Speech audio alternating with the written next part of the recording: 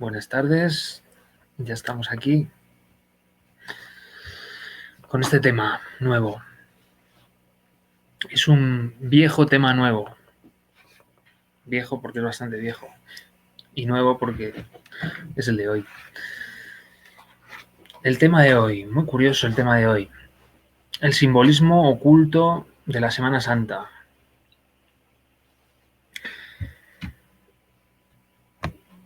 La gente pues que tenemos algo de formación religiosa o hemos aprendido a través de nuestra familia en el cristianismo se celebra la Semana Santa. Aquí en España pues se celebra con mucha más fuerza. En el sur, en Andalucía, todo lo que es el tema de las procesiones, los penitentes, las cofradías, pues tiene mucha fuerza. Es curioso ver lo que está pasando este año, que con toda la fuerza que tenía, había un dicho, ¿no?, en Andalucía que decía que yo por la Virgen mato. Bueno, parece que hay una parte que no habían comprendido de esto del mensaje del cristianismo. Pero por chistoso que parezca o por paradójico, pues la gente decía eso, yo por la Virgen mato. Y este año, pues bueno, les han prohibido por un supuesto virus que todavía no ha visto nadie, pues les han prohibido sacar a la Virgen, les han prohibido muchas cosas, les han prohibido hacer procesiones, hacer los actos litúrgicos o religiosos como hacían antes, y no ha salido nadie por la tele diciendo que yo por la Virgen mato. Pero bueno, así somos. Somos un poco mecánicos, ¿no? Lo que hace la gente lo hacemos nosotros. ¿Dónde va la gente? ¿Dónde va Vicente? ¿Dónde va la gente? La gente se emociona, todos en grupo, pues yo me emociono también. Eso se puede utilizar de forma positiva, pero por lo general, bueno, cuando los acontecimientos son mecánicos e inconscientes, pues no tiene mucha parte positiva. Aquí vamos a tratar de entender algo que es difícil de entender para la mente. Esta conferencia también requiere un poco de entendimiento más allá de la mente. Es el tema de la Semana Santa. Bueno, podemos empezar por la parte más simple, que es la de la semana. La semana. Los 7 días. Tiene que ver con los 7 días de la creación. Del Génesis, también. Génesis hebraico, de la Biblia. Y tiene que ver con esos 7 días de la semana, tienen que ver con los 7 días de la creación. Y aquí, pues, podíamos observar en el primer día. En el primer día se dice que al principio había el verbo. Y el verbo era Dios y el verbo estaba con Dios. Eso dice el Génesis, más o menos, ¿no? Depende de la traducción, pero viene a decir eso. Bien, pues aquí tenemos algo que observar. El verbo. ¿Qué es el verbo? Hay varias cosas que son determinantes. Si os fijáis, la Semana Santa,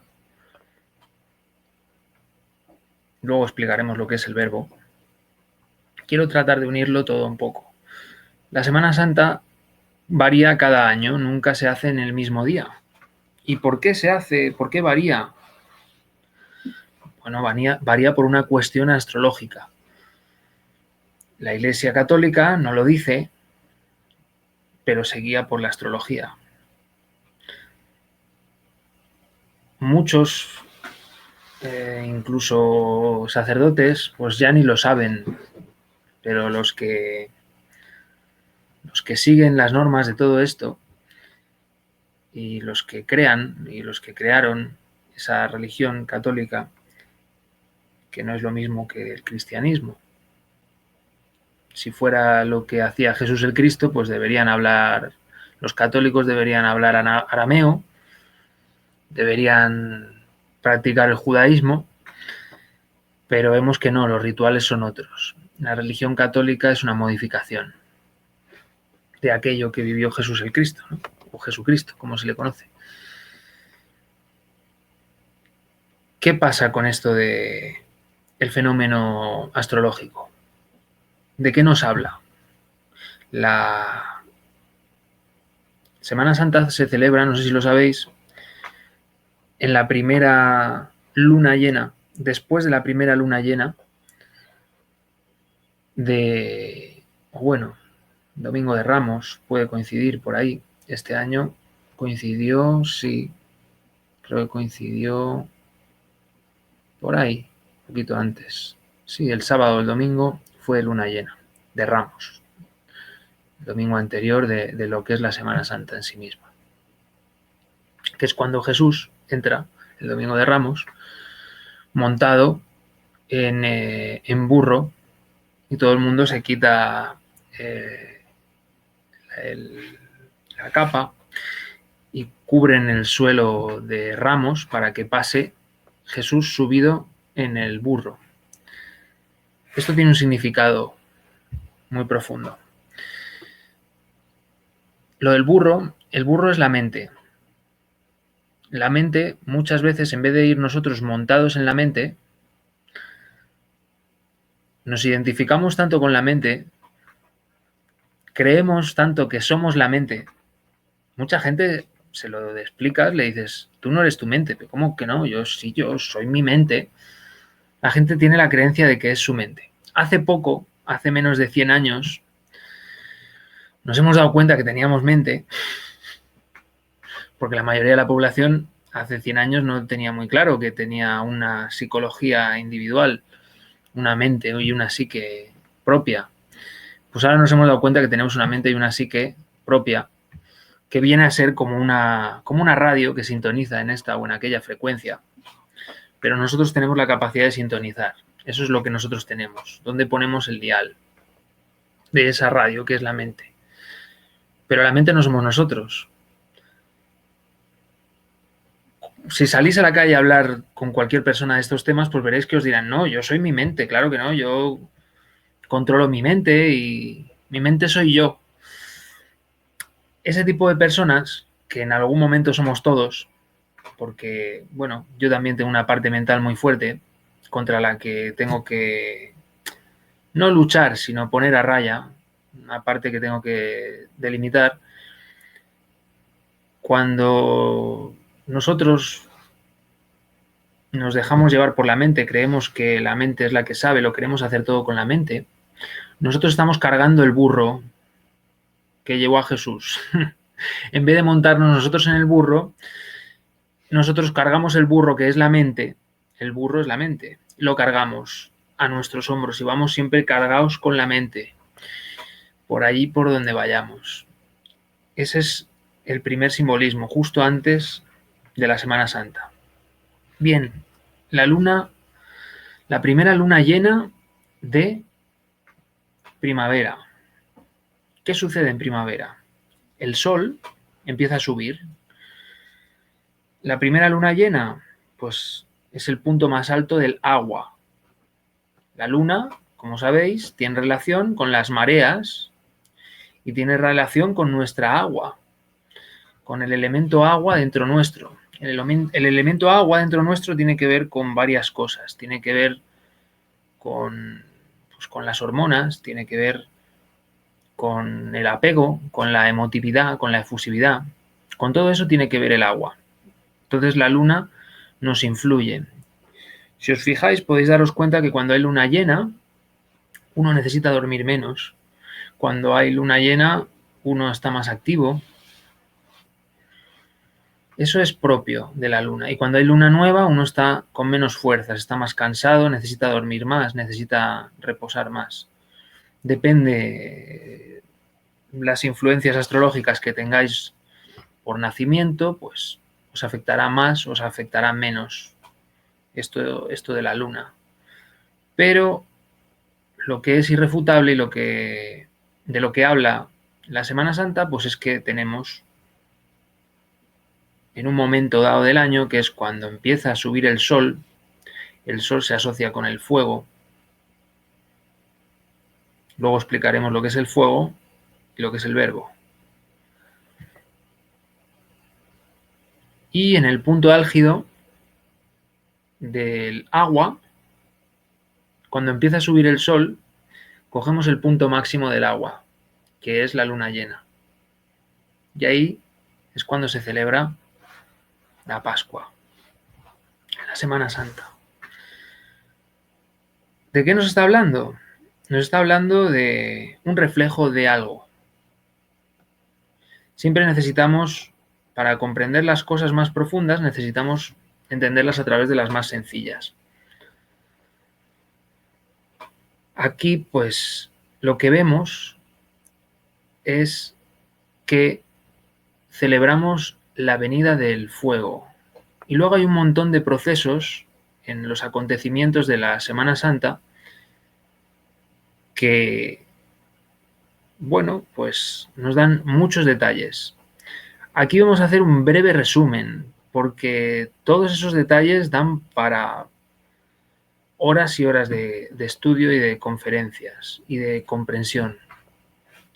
Pero aquí vamos a hacer un resumen, unos apuntes, para empezar a explicar ese simbolismo. Todo esto de la Semana Santa es un fenómeno cósmico que sucede dentro nuestro. Cuando decimos que la primavera la sangre altera, pues ¿qué queremos decir? Pues que estamos más activos, sexualmente más activos también, como habíamos visto, pues bueno, con la sexualidad, con el sol aumenta la parte sexual de todos los seres vivos. En los animales se ve claramente, cogen el celo. Los gatos y las gatas empiezan a maullar por la noche. Hay una serie de acontecimientos que son cíclicos, biológicos y son astrológicos. Están dentro del ciclo solar, del año solar. Por eso se repiten. Y aquí viene lo misterioso. Todo esto que he explicado pues se puede comprender perfectamente con la mente, lo podemos percibir con los sentidos. Y marca esta festividad religiosa. En la tradición celta era algo que se hacía más tarde, se hacía en torno a mayo, pero también en la primavera, con el dios Bel o Belenus. ¿Os acordáis que hablamos cuando vimos el significado oculto de la Navidad, del nacimiento del niño Jesús? Hablamos de Belenus también, lo cité por encima. Era la deidad celta, celtíbera, que era la religión antigua que había aquí, la que quitó el Imperio Romano para luego, cuando el Imperio Romano pues se hizo cristiano, para imponer el cristianismo. Pero eso fue mucho después. Esta religión es anterior, está en torno a, se la sitúa incluso 2000 años antes de Cristo en la península ibérica, lo que es la cultura celta. ¿Y por qué os explico esto? Porque este dios Bel o Belenus también es el Cristo celta. ¿Y qué tiene que ver el Cristo aquí? Tiene mucho que ver. Es la muerte del Cristo. Es la muerte y la crucifixión del Cristo.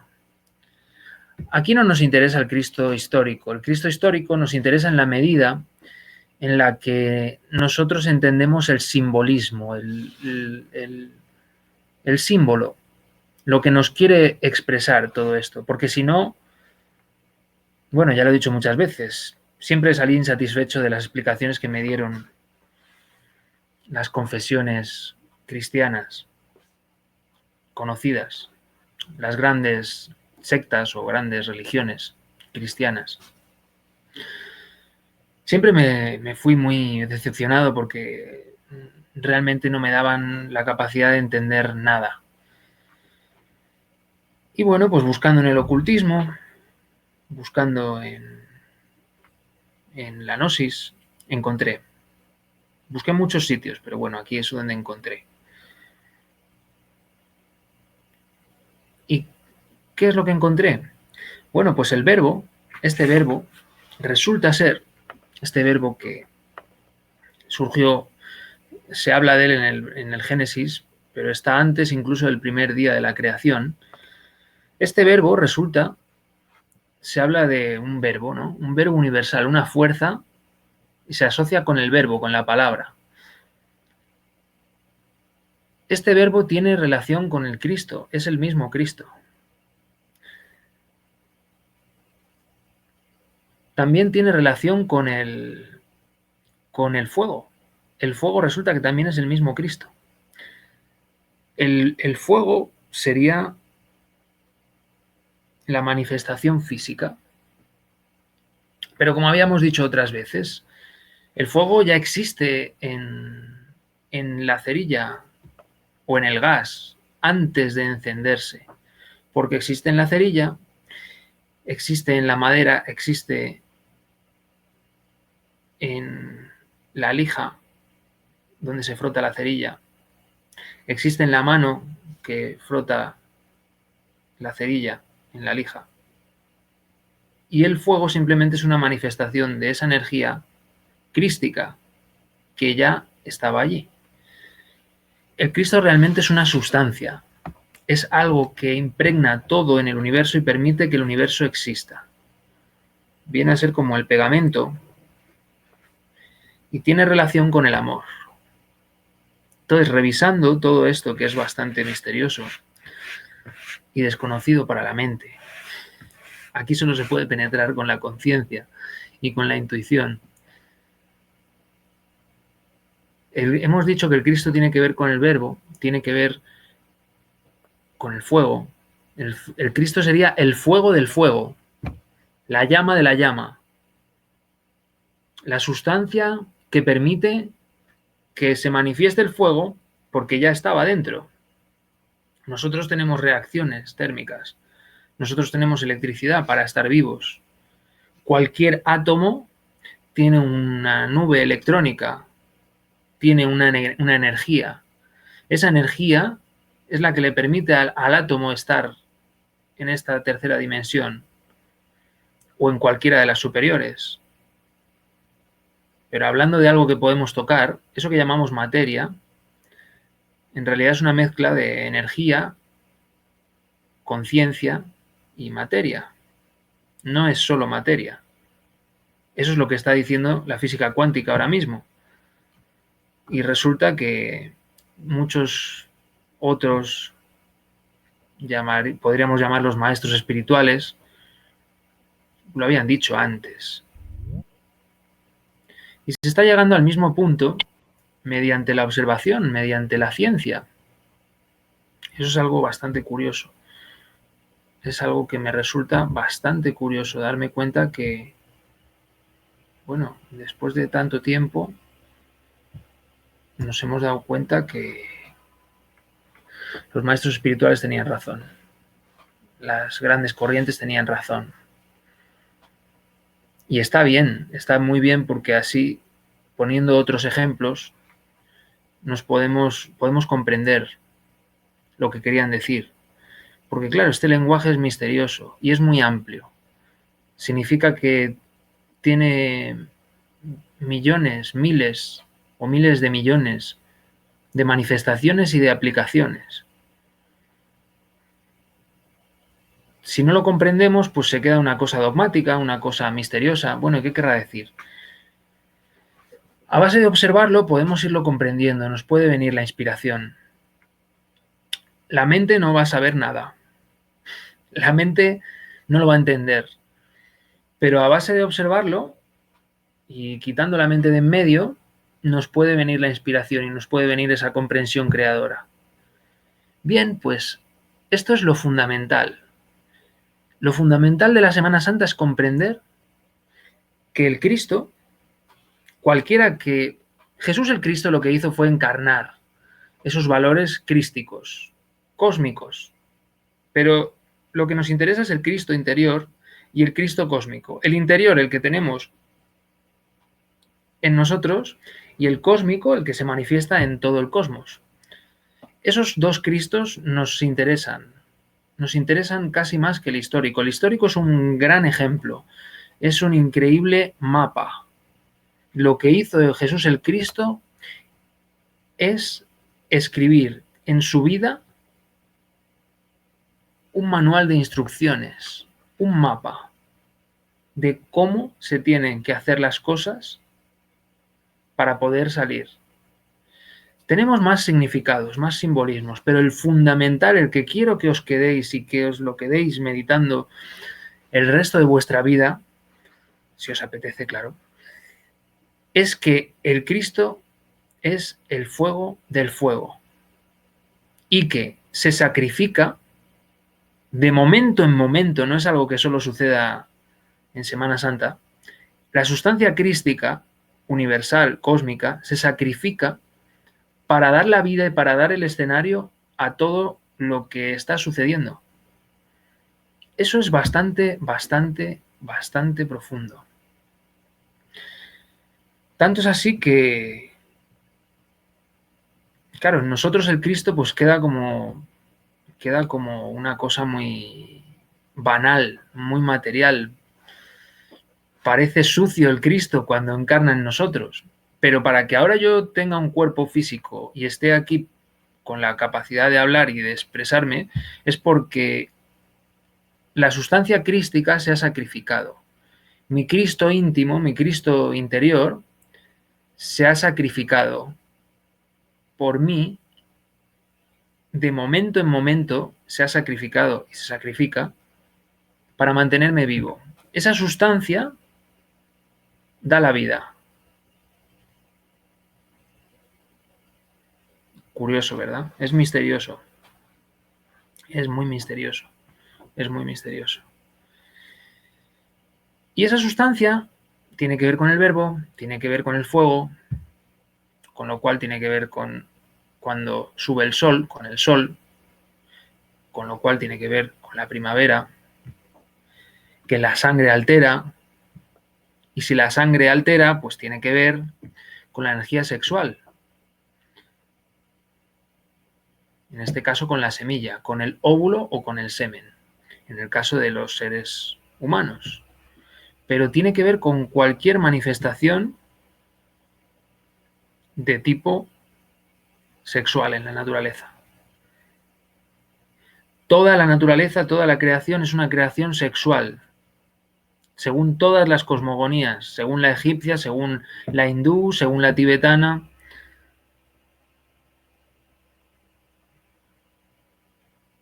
La visión judeocristiana nos habla más de un Dios que crea en 7 días. Esos 7 días de creación, cada día tiene que ver con uno de los cuerpos. El cuerpo físico, el cuerpo etérico, el cuerpo astral, mental, causal, búdico, átmico. Y en el último, descansas. En el 7º día, que no son 7 días, eso tal vez fueron días de Brahma, que son miles de millones de años.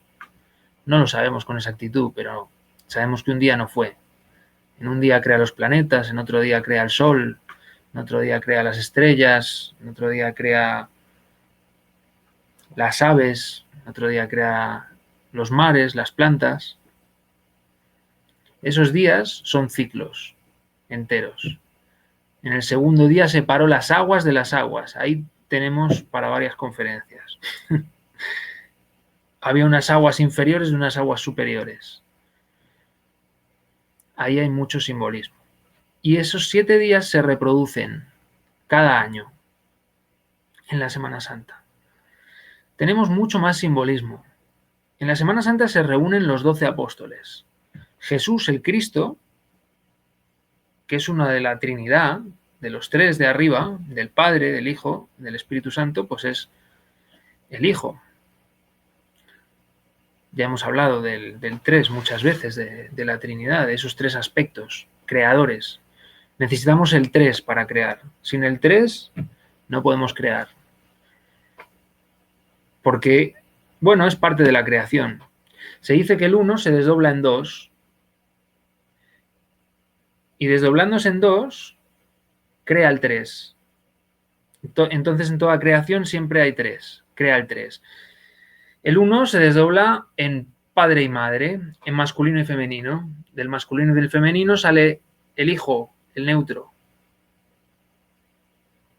Siempre hay un 3 en toda creación, un grupo de 3. Pues de ese grupo de 3, el hijo reúne a sus 12 apóstoles en la cena. Si hablamos con un poco más de propiedad, podemos decir, aquella persona que encarnó todos los valores crísticos, de esta energía crística, de esta energía del Hijo, que se llamó Jesús, escenificó que reunió los 12 apóstoles. ¿Con quién tienen reflejo los 12 apóstoles? Los 12 apóstoles tienen reflejo con los 12 signos del zodiaco. Son las 12 pruebas de Hércules también. Los 12 caballeros de la mesa redonda. Cada uno tiene un atributo. El 12 está en muchos sitios. Cada uno... Podemos hablar de Pedro. Pedro es una cuestión muy curiosa lo de Pedro, porque, claro, desde la parte exotérica, desde la parte de afuera, pues no se entiende. Era un pescador que se llamaba Simón y le llama Pedro. Pedro significa piedra. ¿De qué nos habla Pedro? Dice, sobre esta piedra edificaré mi iglesia, le dice. Precisamente en esa última cena. ¿Cuál es la piedra sobre la que edificamos nuestra iglesia interior? La piedra es el sexo, es la castidad científica. Aprender a transmutar con la técnica que hicimos el otro día, por ejemplo, y con tantas otras técnicas y con tantas otras situaciones que uno tiene que aprender a no perder la energía, pues ahí es como aprendemos a conservar nuestra energía creadora. Aprendemos el poder que tiene, aprendemos en qué consiste, aprendemos a utilizarla y pues con el tiempo podemos llegar a la maestría, pero tenemos que aprender. La mayor parte del tiempo nos la pasamos aprendiendo. Yo por lo menos, todavía no he parado. Llevo 40 años aquí ya. Qué cosas. Bueno, pues Pedro, el sexo, tiene que ver con el sexo, tiene que ver con la castidad científica, porque Pedro estaba casado y le llamó piedra. ¿Qué tipo de piedra? Pues la piedra filosofal. Esa es la piedra que buscaban todos los alquimistas. La piedra que puede transformar el plomo en oro. Esa es la piedra. Y por eso a Pedro le pone ese nombre. Eres un Pedro de piedra. Viene a decir piedra. ¿Y qué más tenemos? Tenemos más, tenemos muchos más. Podemos hablar un poco también de Juan, porque es que está cargada de simbolismo por todos los lados. Lo de la Semana Santa es un desparpajo de simbolismo oculto. Juan, ¿de qué habla Juan? Juan es el verbo, es el habla, la capacidad de hablar. Y claro, la capacidad de hablar tiene relación con la garganta, sí. Entonces, acordaos que cuando uno tiene mal la garganta, va al otorrino laringólogo. ¿Por qué? Porque está unido el oído con la garganta. Está unida fisiológicamente en nuestro cuerpo la capacidad de oír con la capacidad de hablar, pero no porque sea una cosa de nuestro cuerpo, sino porque es así. Es así en el orden cósmico. Es el mismo signo. El verbo es muy poderoso. Y hemos visto que también el verbo, como hemos dicho que el Cristo tiene que ver con el verbo, y es el verbo, tiene que ver con el fuego, y es el fuego del fuego, lo más íntimo, lo más puro, la esencia del fuego, es el Cristo. Y hemos visto que tiene que ver con la semilla, con el semen, con el sexo. Pues resulta que también tiene relación la garganta con la energía sexual creadora. En la garganta se puede canalizar, a través de la garganta se puede canalizar, a través de los mantras, a través del sonido se puede canalizar toda esa energía creadora. Tiene una íntima relación, porque el verbo tiene una fuerza creadora y el sexo también tiene una fuerza creadora. Es donde tenemos los dos polos. Es donde tenemos dos polos. Uno está mirando hacia arriba, que es la garganta, y el sexo lo tenemos mirando hacia abajo. Se dice que en los ángeles el sexo también está mirando hacia arriba. En los seres realizados, en los que han conseguido crear ese andrógino divino, por eso se dice que los ángeles no tienen sexo, se dice que han conseguido cambiar su naturaleza caída en el sexo y la han podido ascender. Todo esto es muy profundo, yo lo estoy soltando aquí gratuitamente, así a la ligera, pero todo esto, bueno, casi os queda de tareas. Son cosas que todavía estamos meditando y entendiendo con los años. Porque no son cosas que entienda la mente, son cosas que entiende la conciencia. Más es el esfuerzo, en mi caso, por ejemplo, más es el esfuerzo de apartar y apagar un poco la mente para que la conciencia realmente pues, se pueda expresar y pueda entender. Y este Juan, pues entonces tiene que ver con saber hablar y por lo tanto tiene que ver con saber callar, con saber controlar nuestro verbo, nuestra fuerza verbal, creadora. Y tiene que ver con saber oír. Con eso tiene que ver Juan. Bueno, hay muchos más. Hay 10 más. Yo quería nombrar uno de mis favoritos. Uno de los peores entendidos, o sea, quiero decir que se les ha interpretado mal a este apóstol, lo que significa este apóstol, porque estos 12 apóstoles están dentro nuestro. ¿Entendéis por dónde voy? Lo interesante es buscar estos apóstoles dentro nuestro.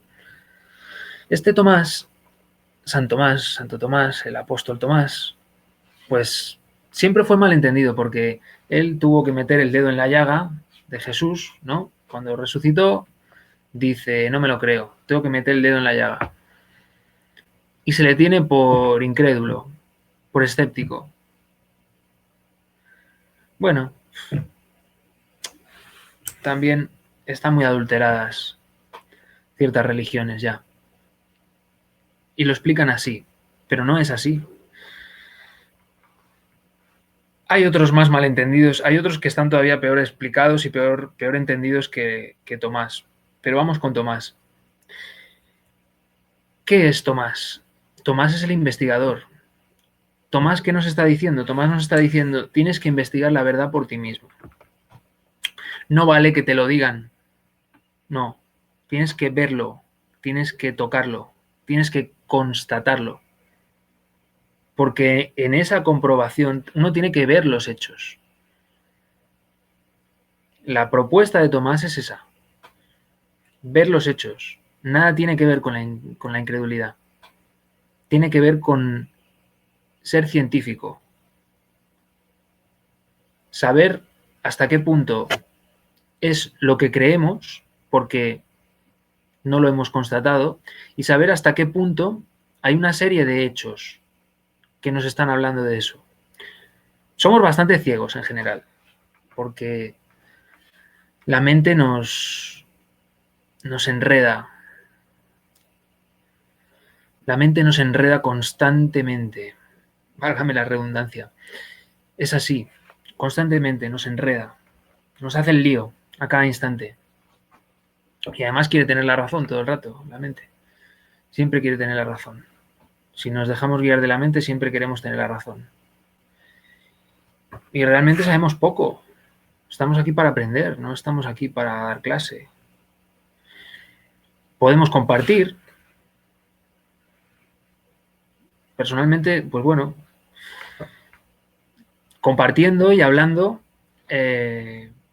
de alguna forma me escucho a mí mismo y aprendo. Al compartir, al hablar, al explicarlo, entiendo cosas y las pongo en activo, las ejecuto, las muevo. Pero yo ahora mismo tengo que hablar desde donde estoy. Desde donde estoy es desde el aprendiz, desde el estudiante. Puedo haber estudiado más o menos, pero todavía no he llegado a la maestría. Todavía no he conseguido detener la mente. Todavía no he conseguido dominar, despertar mi conciencia a un nivel interesante que me permita hacer muchas cosas. Todavía estoy en donde estoy en el punto que estoy. El día que esté en otro punto, pues tal vez hablaré de otra forma o no hablaré. Vete a saber lo que pasará ese día. Pero ahora mismo estamos aquí y tenemos que ser honestos y tenemos que ser científicos. Tenemos que saber lo que sabemos y saber lo que no sabemos. Y saber lo que creemos que puede ser y lo que creemos que no puede ser. Y los hechos que podemos percibir y los hechos que ni siquiera podemos percibir. Porque hay muchos hechos que están sucediendo aquí ahora mismo y no los podemos percibir. Nos cuesta percibir cómo la energía crística se está sacrificando ahora mismo para mantenernos vivos, para mantener esta conversación aquí, en este chat, en esta videoconferencia. Y sin embargo, la energía crística está sacrificándose para mantener este chat activo y nuestros cuerpos vivos. Es misterioso, ¿verdad? Es chocante, pero es así. Si uno lo coge desde la conciencia, de repente empieza a comprenderlo, se le empiezan a revelar cosas, pero eso es interno. Eso es interno. Nada de todo eso te lo puede explicar nadie. Es algo que, bueno, pues uno tiene que vivir. Y bueno, pues tenemos muchas más cosas. Otro capítulo aparte que simplemente os lo voy a nombrar porque eso sería otro capítulo aparte. Literalmente. Sería todo lo que es el Vía Crucis, las 14 paradas que hace Jesús en el Vía Crucis, cuando se cae, las 3 veces que se cae, cuando los latigazos, todo hasta la crucifixión, todos los 14 pasos del Vía Crucis católico. Esos 14 pasos se corresponden con algo que es mucho más antiguo que la Semana Santa y que la muerte de Jesús. Es algo que, bueno, en las sociedades esotéricas, secretas, se conoce como la iniciación venusta. Venusta de Venus, de que viene de Venus. De eso se trata. Había cierto conflicto con los musulmanes porque decían que Jesús no murió, que envió un doble. Bueno, ellos tienen otra versión de los hechos. El caso es que, bueno, pues sí es chocante que una persona que esté tan realizada pues tenga que ser torturada y sacrificada.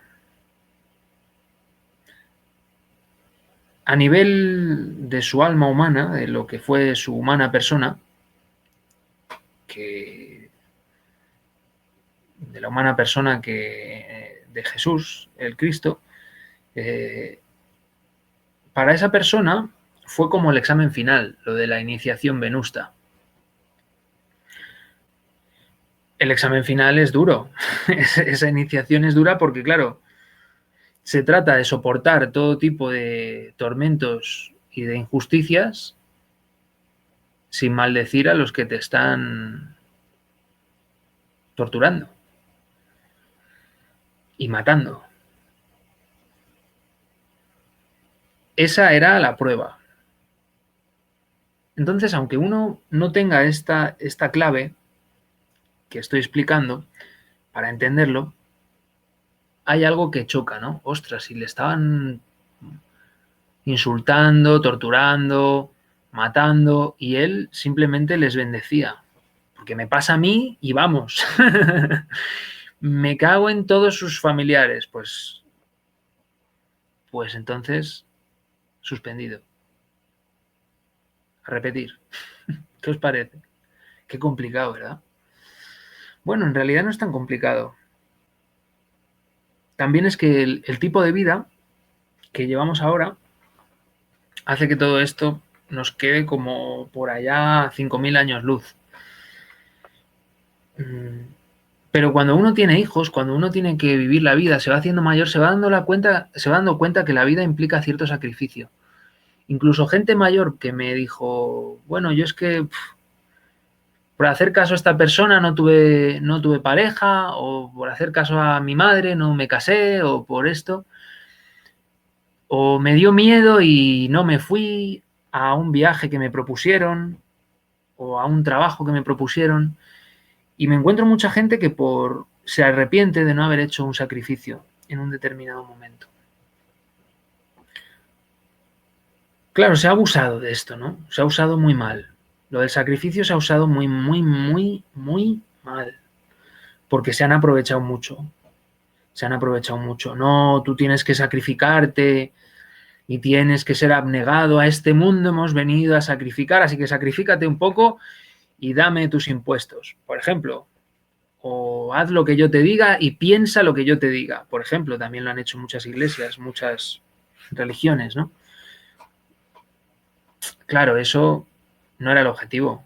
El objetivo no era ese. Siempre pasa, ¿eh? Siempre en esta cultura de la edad de hierro, de esta edad del Kali Yuga, de esta edad decadente que vivimos, pues siempre una gran verdad, algo que es muy noble y muy altruista, siempre viene algún listo y se aprovecha para usarlo en beneficio propio, pero lo peor no es eso. Me acuerdo de una frase también del Evangelio que decía, vosotros fariseos, eh, vuestro pecado es doble porque cerráis las puertas del cielo tras de vosotros y no solo no entráis, sino que no dejáis entrar a los demás. Y pasa un poco eso. Cuando se pervierten las enseñanzas espirituales o religiosas, también podríamos decir religiosas, no hay ningún problema con esa palabra. Cuando se pervierten esas enseñanzas, ya la gente deja de confiar. Y como estamos muy ciegos,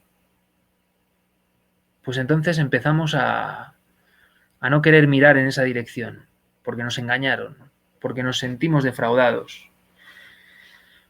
Y eso es un problema. Eso es un problema porque cuando hacemos eso de usar el conocimiento espiritual para aprovecharnos, pues estamos cerrando las puertas detrás nuestro y ni entramos ni dejamos entrar a los demás. Porque estamos pervirtiendo ese conocimiento, esas prácticas, esas cosmovisiones, esas filosofías que nos permiten alcanzar lo invisible, ir más allá, conocer nuestro verdadero origen, conocer nuestra realidad más íntima, pues las estamos embarrando, las estamos ensuciando. Y hace que mucha gente se desanime y las deje de lado. Y eso es un problema. Incluso nosotros mismos muchas veces nos autodecepcionamos. Y es que tenemos que recordar que no sabemos nada, que tenemos que estar atentos porque no vemos. Entonces la actitud cambia, la actitud es otra.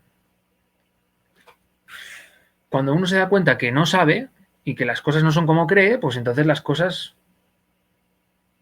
cambian, porque nuestra actitud cambia. Pero tampoco nos tenemos que conformar con eso. No nos tenemos que conformar con decir, bueno, es que como soy ciego, es que como soy un pecador, mísero de mí, no, tampoco hacemos nada con eso. Tenemos que ir por el camino del filo de la navaja si queremos avanzar, porque nos podemos caer por los dos lados. Nos podemos caer por el lado de no existe nada, o por el lado de creernos todo lo que nos digan. Nos podemos caer por el lado de que, ay, es que, si es que yo no veo nada, soy un ciego, que Dios mío, apiádate de mí. Y nos podemos caer por el lado contrario de decir, no, pues si yo ya lo sé todo. Si todo lo que sepa yo, todo lo que haya yo lo puedo saber. Tenemos que caminar por el medio, por la mitad. Y bueno, ahora ya no se sabe lo que es la mitad. En la sociedad que tenemos ahora mismo, o lo que queda de ella, pues ya no se sabe lo que es la mitad, ya no se sabe ni lo que es blanco ni lo que es negro. Uno tiene que buscar dónde está el fiel de la balanza. Tiene que ser honesto consigo mismo y buscar dónde está el fiel de la balanza, porque por más que te lo digan, si tú no lo quieres ver, pues no lo puedes ver. Uno tiene que buscarlo honestamente dentro suyo, tiene que ser autorreflexivo, ser autocrítico, es muy bueno. Y usar la mente lo menos posible. Yo no paro de decirlo porque la uso demasiado. Es algo que me sucede. La uso más de la cuenta. Y otro detallito más de la Semana Santa. El letrero que le ponen, ¿no? INRI, le ponen encima de la cruz a Jesús, ¿no? INRI. Y dicen algunas iglesias por ahí, Yeshua Nazaret Rex Judeam. Jesús Nazareno o de Nazaret, rey de los judíos. No tiene sentido eso para nada. Y le dicen los judíos, quita eso de ahí, que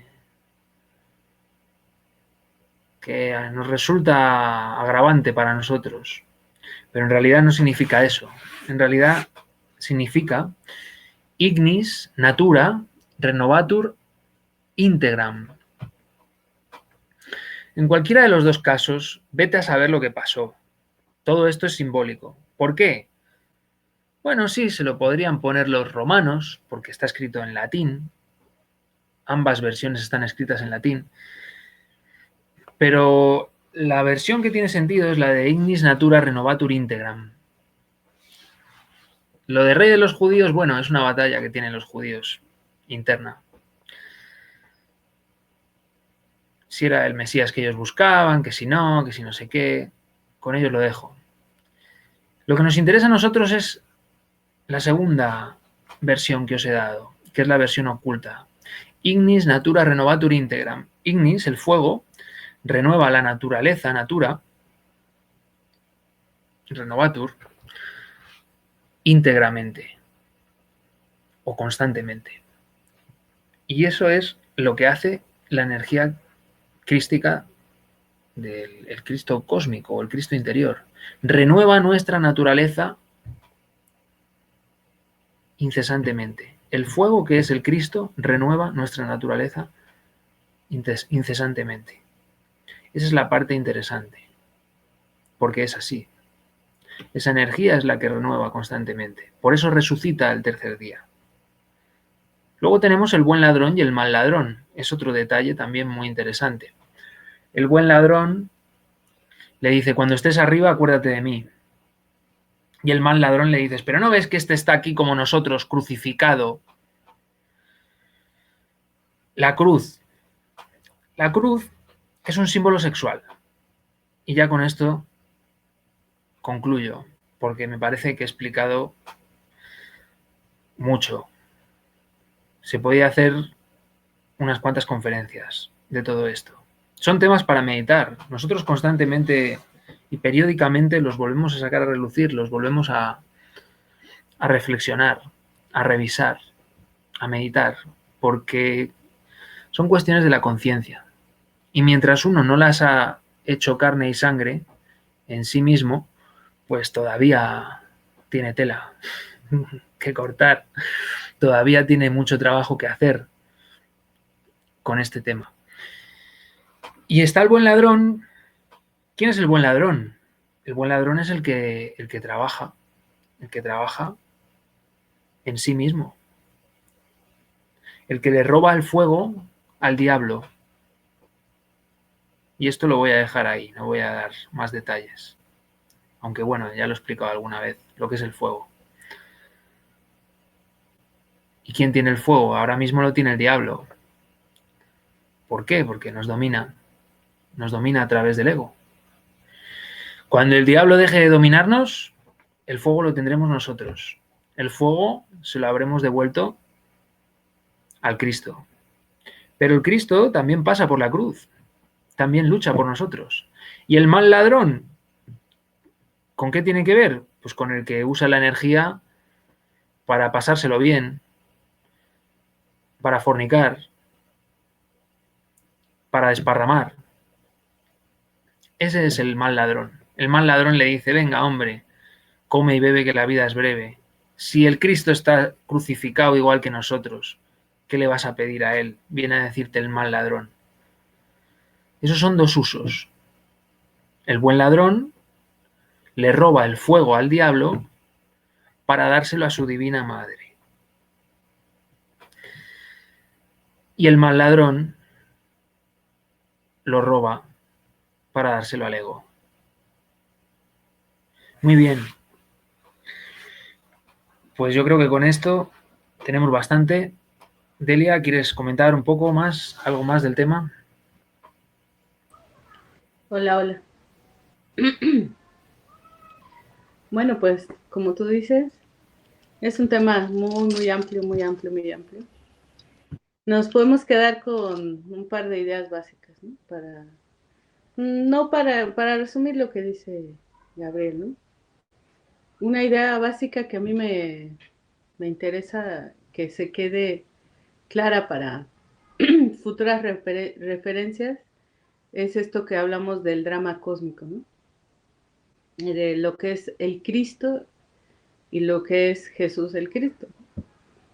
Jesús el Cristo es un ser altísimo, un ser eh, autorrealizado, pero de lo más alto que existe y es el maestro más grande que ha pisado esta tierra. Eso creo que no lo habíamos dicho. Y como tal, pues le tenemos toda la veneración y el respeto, ¿no? Que se sepa esto porque a veces parece que hablamos, pues no sé, como que es un Cristo, Jesucristo, como dijéramos, hay más y eso, ¿no? Bueno, no, sí hay más, pero lo que es importante de entender es que Él es el maestro más grande que ha venido aquí, ¿no? Y ha venido, no es un bodhisattva, bueno, a lo mejor para entenderlo tendría que explicar más, pero Él llegó a este mundo sin pecado, ¿no? Que eso es sin ego. Él ya estaba, ya era un maestro altísimo y decidió este, por su propia iniciativa bajar aquí a ayudarnos. Entonces por eso es un acontecimiento más que extraordinario el hecho de que decidiera venir y enseñarnos el camino, ¿no?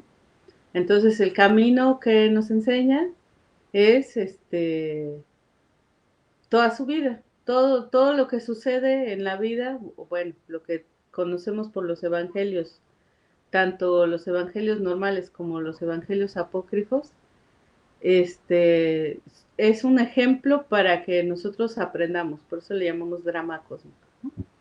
Entonces él desciende, no, él encarna y sabe dónde y cómo y todo, desciende aquí y empieza su labor desde el mismo momento de su nacimiento, ¿no? Y por eso muchas cosas no sabemos si fueran así en la realidad, pero tenían que ser escritas así para que se entendiera el simbolismo, ¿no?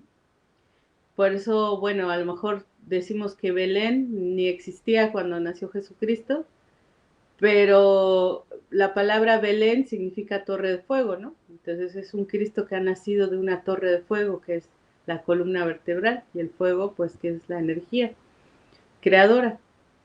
Entonces, bueno, ya pasamos por todo el simbolismo de la Navidad, si lo intento repetir no termino nunca, ¿no? Pero ya lo vimos. Y eso es también parte de lo que nosotros tenemos que entender. Luego vienen los 12 años en el desierto, bueno, en Egipto, viene la presentación en el templo, viene todo lo que hace, o lo que está escrito más bien, es un simbolismo para que nosotros entendamos cómo debemos de andar este camino, ¿no? Y qué significa cada cosa. Así que hablamos de 12 apóstoles de Cristo, en la realidad pues no hay un número apóstoles que tuviera en ese tiempo, ¿no? Pero son las partes de nuestro ser lo que significa eso.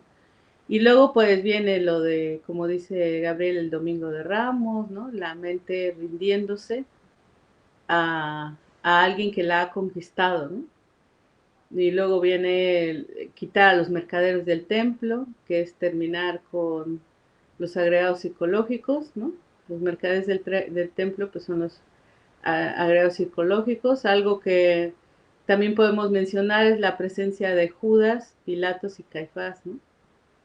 Judas y Pilatos y Caifás son tres actores clave en la crucifixión y son tres actores clave dentro de nosotros mismos. Fíjense qué interesante es. Pilatos se lava las manos, dice, bueno, a ver, yo sé que este hombre no es culpable, pero lo voy a crucificar, aún sabiendo que no es culpable. Y yo me lavo las manos de esto. O sea, yo me deslindo de esta responsabilidad. ¿Y quién se deslinda de la responsabilidad? Pues nuestra mente. Solemos, la mente se justifica, siempre hay una justificación para la mente. Cuando nos autoobservamos, vemos, por ejemplo, que si hay una apetencia, le buscamos una justificación, ¿no? Por ejemplo, una persona que envidia a otra dice, yo no le envidio, pero no puedo dejar de comentar lo mal que se le veía el vestido, por ejemplo, ¿no? Bueno, si eso nosotros necesitamos decirlo, es por algún ego y si esa acción la sentimos que está justificada, pues entonces la mente nos está jugando ahí una mala jugarreta, ¿no? Ese es Pilatos. Y luego viene Judas, el traidor, ¿no? El que vende a Cristo por 30 monedas de plata, también eso es simbólico. Pues nosotros mismos somos nuestros propios traidores, ¿no? Dentro, ¿qué hacemos? Pues deseamos. ¿Y qué haces cuando tú deseas algo? Traicionas lo que sea por obtenerlo. Y eso es nuestro Judas interior. Nosotros somos súper traidores. Una persona que a lo mejor desea el poder de otra persona, así sea su mejor amigo o su hermano, le traiciona. Y también nos vamos traicionando incluso a nosotros mismos, ¿no? A lo mejor queremos mejorar nuestra vida, ser mejores personas y todo, pero todos los días vamos haciendo acciones contrarias a eso. Entonces, pues, si nos damos cuenta, la traición en nosotros es una cosa recurrente y esta es por satisfacer el deseo. Siempre traicionamos, ¿no? Por ejemplo, bueno, se ve demasiado evidente en las parejas, ¿no? En cuanto a un hombre le gusta otra mujer o a una mujer le gusta otro hombre, no importa con quién estaba emparejado en el momento, ¿no? Ya esa persona pasa a segundo plano y ya no importa la traición. Y ya, bueno, pues eso es